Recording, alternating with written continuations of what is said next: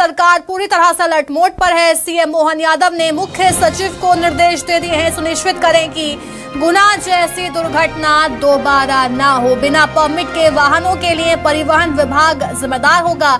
सभी जिला कलेक्टर और पुलिस अधीक्षकों को सतर्क रहने के निर्देश सीएम डॉक्टर मोहन यादव की तरफ से दे दिए गए हैं। तो गुना हादसे के बाद एमपी सरकार पूरी तरह से अलर्ट मोड में है, क्योंकि एक बस में आग लगने के चलते 13 लोगों की दर्दनाक मौत हो गई और कई गंभीर रूप से घायल बताए जा रहे। इस घटना के बाद कई बड़ी कार्रवाइयां भी देखी गई हैं, लेकिन एक और बड़ा निर्देश सीएम मोहन यादव की तरफ से दिया गया है।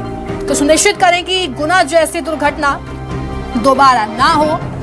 बिना परमिट के वाहनों के लिए परिवहन विभाग जिम्मेदार होगा। तो ये बड़े बयान दिए गए हैं। सभी जिला कलेक्टर और पुलिस अधीक्षकों को सतर्क रहने के निर्देश सीएम डॉक्टर मोहन यादव की तरफ से दिए गए हैं। तो मुख्य सचिव को भी दिशा निर्देश सीएम मोहन यादव ने दिए। इस घटना के बाद से ही एक सख्त रवैया सीएम डॉक्टर मोहन यादव का देखा गया है।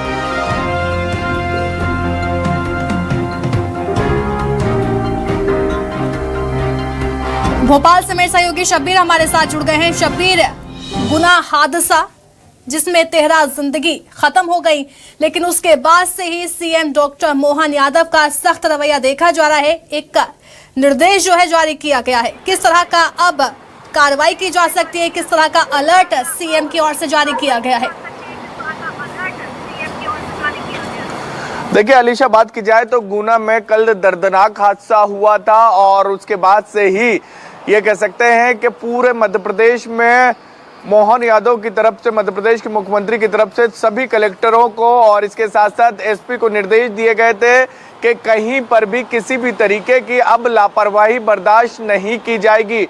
क्योंकि गुना की जो घटना हुई थी बुधवार देर रात को, उसके अंदर ये निकलकर सामने आया था कि गाड़ी का ना फिटनेस था ना परमिट था और उसी के बाद एफआईआर भी दर्ज की गई।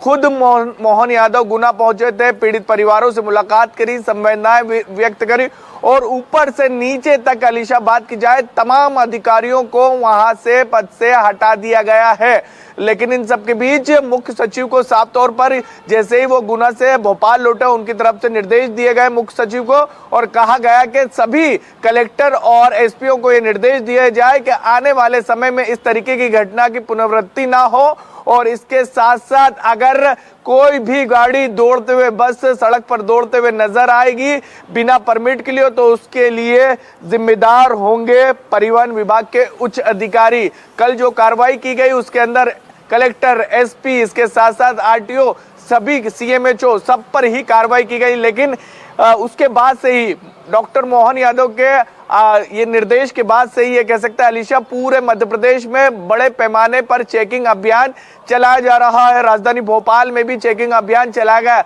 लेकिन अलीशा, एक सवाल सबसे बड़ा ये उठता है कि इस तरीके के जब हादसे होते हैं उसी के बाद विभाग, प्रशासन अलर्ट होता है। लेकिन जब ये कह सकते हैं वक्त के हिसाब से जब हादसे पीछे छूट जाते हैं, फिर उसके बाद प्रशासन भी ढुलमुल रवैया अपनाता हुआ नजर आता है और जब हादसे होते हैं तो फिर सतर्क होते हुए नजर आता है प्रशासन।